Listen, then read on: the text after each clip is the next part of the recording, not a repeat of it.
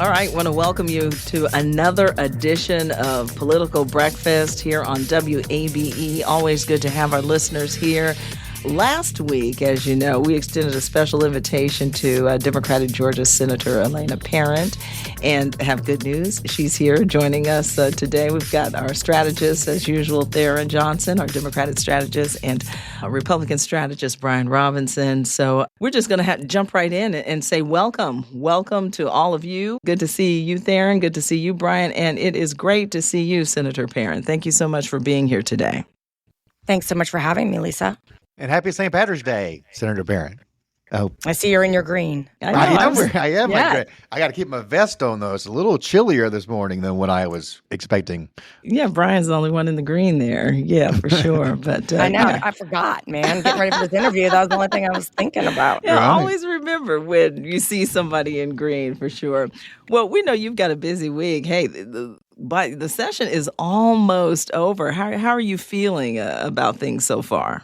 Every session is interesting. One thing I say about the Georgia Capitol is that it is never boring, and this session, likewise, has not been boring. My biggest frustration about this session is something I've been frustrated about for a few years now, but it's just ratcheting up more, which is that the state Senate spends a lot more time on bills that are really aimed at someone's primary, or, you know, you might think of some of them as culture war bills, than it does on any legislation that would really help Georgia's working class folks get ahead economically. And it's getting worse because we've got a lot of members of the Republican caucus eyeing 2026 statewide primaries. So, you know, it's frustrating because you feel like we're sent to the state Senate to solve real problems, and it feels like we spend less and less time doing that. Yeah, that seems to be a common frustration among legislators, that you can't do the business that you are assigned to do. I think that's right. Some of it is the fault of particular senators and the folks running the chamber, but, you know, the way politics folks get elected is also an impediment, right? Because you've got to make it through a primary before you can make it to the general. If your main focus is a primary, you sort of by definition are going to be focused on issues that are actually not priorities for the vast majority of the electorate. They're priorities for a very small activist slice of the electorate. But, you know, I mean, going back, you can't take politics out of politics. And, of course, you look at wedge issues, and that's what you're talking about here. And that's been part of politics forever. And I'll say I defended you here on our show last week because you didn't take the bait on something. But it does show how it works because you faced blowback from your base in your district over a tough vote. And you took a stand on it. And I think your vote was right. It's the common sense vote. Regardless of whether you think that should be on the floor or not, this is an issue that does have some salience. And why? Because the Democratic nominee for president in 2024, Kamala Harris, was on video saying that she was going to use her power to forward the agenda to make sure that prisoners are able to get transgender surgery paid for by taxpayers. And of course, that was played here in Georgia over and over and over again. And the reason why it was is because the vast majority of Georgians agree with you and your vote and with the Republicans in the Senate that that's an awful and ridiculous use of tax dollars, regardless of where you stand on transgender issues and high school sports and that type stuff. This is something that the average American thinks is absurd. And you made a vote that is definitely in line with where the vast majority of Georgians are.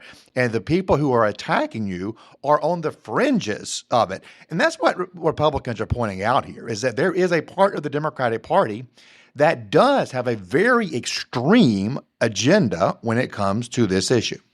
Let me jump in and give some perspective here for our listeners. One issue dividing Democrats all across the nation is how to deal with transgender issues. And here in Georgia specifically, one issue dividing Democrats is tax dollars and how they should be used to fund gender-affirming surgeries for transgender inmates in Georgia prisons. And Senator Parent is getting some criticism because of her vote where she stood with Republicans. And Senator Parent, it was Senate Bill 185, correct me if I'm wrong. But, pick up the story from there and tell us why you voted the way you did and what your reaction has been to that criticism. And Lisa, before the senator answers that, as Brian just went on his defensive sort of rant about what Republicans think, I just want to thank you for coming on here. You're very busy, and I've known you for almost 20 years before you became a superstar on the radar of the Republicans at the Capitol, right? So, as Brian mentioned, I want to thank you for not only your vote, but I want to thank you for just always being readily available to so many of us and to be able to have, which is going to be a tough conversation, not just about partisan politics, right? But there's still families involved, right? And that's one of the things that you and I talk about. And many of these families you've been supportive of over the years. And so, again, I really just want to thank you for doing it. And I want to also give you an opportunity to talk about some of the other important issues that you're working on at the Capitol as well, because that's what I promised you on the stairs when I saw you at the Capitol earlier last week. That's great. I look forward to that too. Thanks, Tharon. Getting back to Senate Bill 185, first I do want to make it very clear that I am a staunch ally of the LGBT community, and I always will be. And I have a very pro-equality voting record. We are, I think, with respect to the LGBT community, in a pretty treacherous moment nationally, where I know that there are forces that have a megaphone within the Republican Party that would even like to see gay marriage be relitigated. And when the national conversation is like that, you've got the transgender community under attack really like never before. And there have been a number of executive orders directly targeting them from the Trump administration.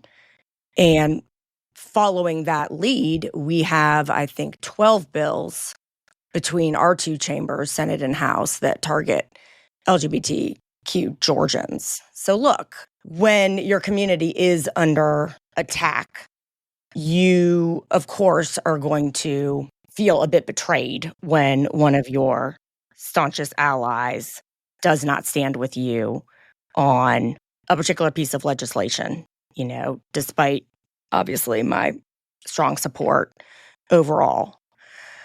But my goal here is for the national conversation about transgender rights to shift from the place we're in, where, these constant attacks and bullying from the Republican side of the aisle just seems ceaseless. We need to get to a place where this bullying of transgender folks, LGBT folks in general, is no longer politically advantageous for Republicans. And when I consider my vote on gender-affirming healthcare for prisoners legislation, there's a lot of factors that have to go into the decision that I make. And that's the same for any piece of legislation. There are lots of people within my district and around our state who, frankly, are struggling economically. They aren't sure if they're going to be able to pay rent. Groceries are expensive. They're not sure they're going to be able to achieve the American dream of buying a home. Childcare is an issue, right? And these are the types of issues that the state Senate should spend a lot more time grappling with. But when you're talking about folks who feel like they work really, really hard and that they really are struggling to get ahead, I think the idea that precious tax dollars would go to, gender-affirming surgeries for convicted prisoners. Yeah, I think that is a very tough sell across the broad spectrum of the electorate. It's an impossible sell. It's an impossible sell. I mean, the polling on this could not be more clear. That's why we saw that commercial so many times in 2024, because it's so far out of the mainstream. And so you did the right thing. At the end of the day, I think this is what's important. I think even in a Democratic district, and yours is very Democratic, even there, most voters are probably with you and on your vote, right? But Right. the loudest voices are those on the margins, and that's true on my team as well. I do That's right. think that there's a reckoning going on with Democrats on these issues more broadly. We've seen Governor Gavin Newsom, who is, of course, affiliated, seen as being part of the further left part of the Democratic Party. At least he has been traditionally, and certainly California policies are far outside of the mainstream of the rest of the country. But even he has said that when it comes to the transgender sports issue, that it's a matter of fairness. This is something that's also been on the floor of the General Assembly this year. Tell us your thoughts on that. Brian, both parties need to reckon with the fact that we have activist groups and activist voters in our primaries that are very committed, very loud. The reality is that their priorities are not, for the most part, the priorities of Americans writ large. And so we have to contend with that as elected officials. But our job is and should not be to cater to extremes, no matter which party you're in. Our job should be to know when to tell our friends, our activists, look, we absolutely hear you and we respect your view on that, but that's not something that we can do at this time. And I think that part of why American politics is caught in such polarized rut right now is because while politics is always going to be a thing, and while, of course, political parties have always been a thing, the amplification of very involved, loud activists, that has really changed in the media environment that we've entered over the past couple decades, right? Social media, 24-hour news. And I think that's putting a lot of pressure on elected officials, and we're all trying to figure out how do you navigate that. We know that our job is not to cater to activists in our base, right? But doing the job that people know that they're actually elected to do when you've got these sort of, very present, more extreme viewpoint groups, both at the Capitol and online, that's still a challenge that I think a lot of elected officials are trying to figure out. And then as far as the sports bill goes, what I can tell you is that both the bill in the House and the Senate, possibly on purpose, weren't just, look, let's codify the Georgia High School Sports Association rule that they put in place a few years ago that, we wouldn't have transgender athletes in high school playing on sports teams. They go far past that. And I think that's why you saw them both be things that were more difficult for Democrats to get behind because they were just so over-inclusive. I want to kind of shift gears for a second. I want to thank you for doing town hall meetings. One of the things I like about you is that you really focus on your district, which consists of DeKalb and Clayton County. And I know you guys you and Syra Draper and Amari Crawford are doing a joint post crossover day legislative update on Tuesday, March 18th. And so I look forward to hearing that. But what do you expect to hear from your constituents? Like, what are some of the things beyond these issues that we just discussed are you hearing from your constituents, and what are you looking forward to sort of engaging on in this post crossover legislative update on March 18th? Yeah, thanks for the question, Tharon. So, I mentioned that there are a lot of pieces of legislation that Democrats have filed, probably some that Republicans have filed too, that just kind of don't see the light of day amid all the hubbub of sort of culture war messaging bills. And again, I can't, reiterate enough times that I really think that's a shame. And I definitely know that that's not why Georgians send us to the state capitol. And that's really not what they expect us to do.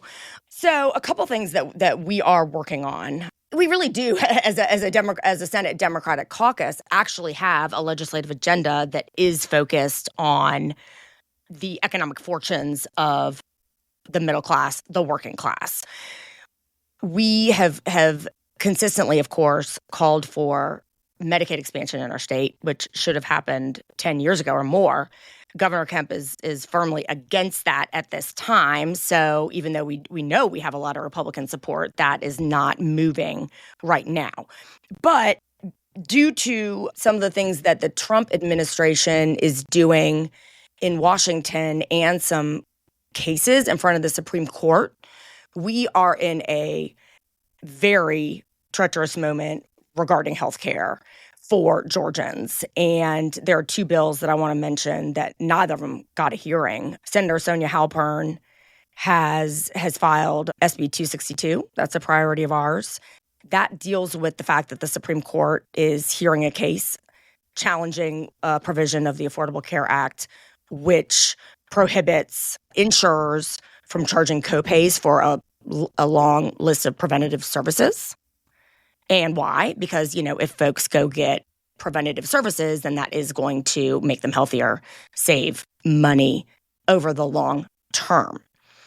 And so if that does get struck down, we are faced with kind of going back to, some of these pre-ACA situations where even more folks are trying to get healthcare through the emergency room and not getting preventive services. So 262 would codify that here in Georgia, no matter the outcome of the case, insurers would continue the status quo, meaning no copay for these critical preventive services. We just don't need additional barriers on top of the issues of healthcare access that we already have in the state. And since Georgia didn't expand Medicaid, it has left our rural hospitals in particular, on the precipice. And we've seen a number close, right? So you get into this spiraling of fewer people with insurance and then costs going up, and then it spirals more and more. And unfortunately, with some of the actions by the Trump administration,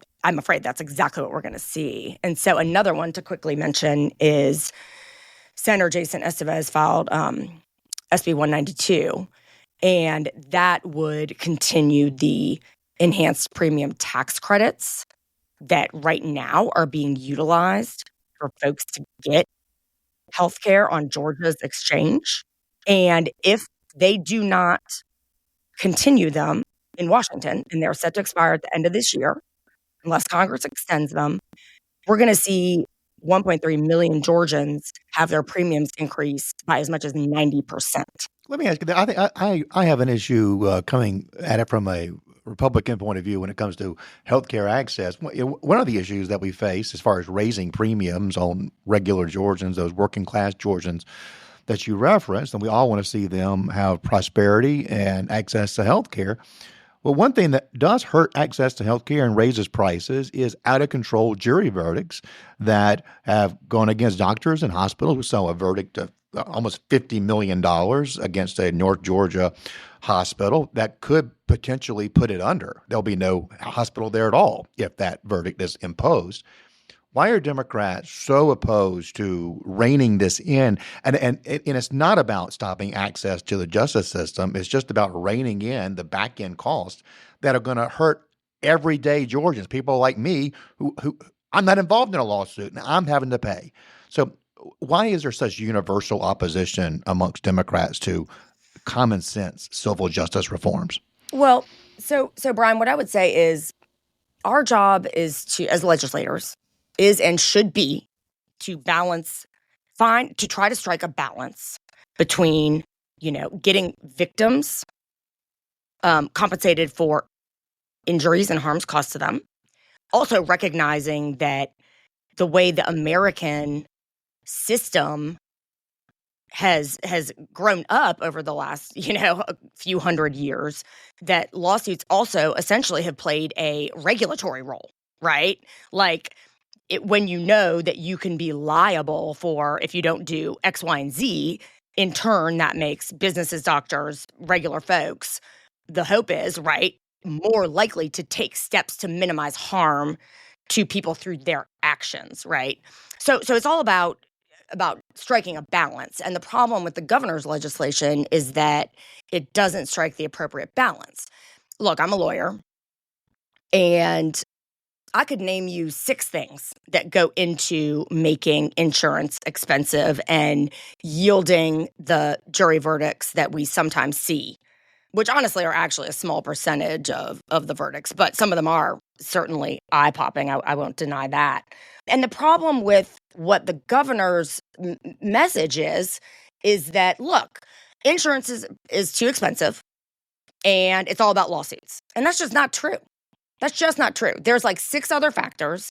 And one of the factors is insurance companies themselves. Right now there's the whole scandal unfolding just south of us in Florida where the legislature is opening up an investigation to potential accounting tricks used by insurance companies down there to sort of hide profits in subsidiaries so that they could go to the legislature and say, hey, look, we're losing all this money, when really overall they were extremely profitable.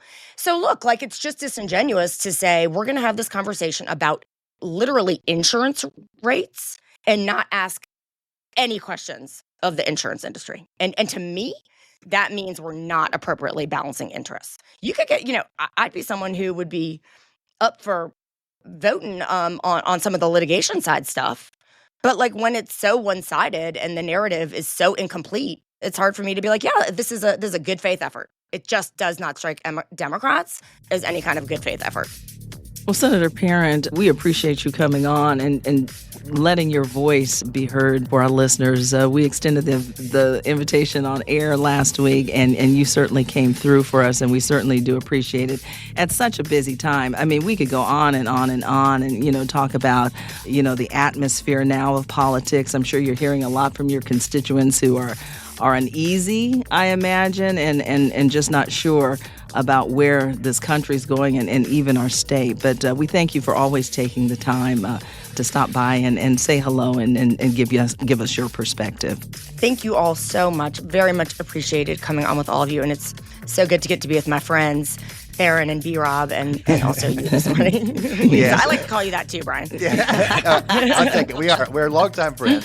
And I know that this is a special week for you, not just because you're in session, but because I know, having been in the anteroom of the Senate with you this week in March and years past, that you hungrily consume March Madness. So I don't know if your team's in it this year. My team is finally. We have not won a game in the tournament since I was in college, and I'm fairly old. So I'm pretty excited myself.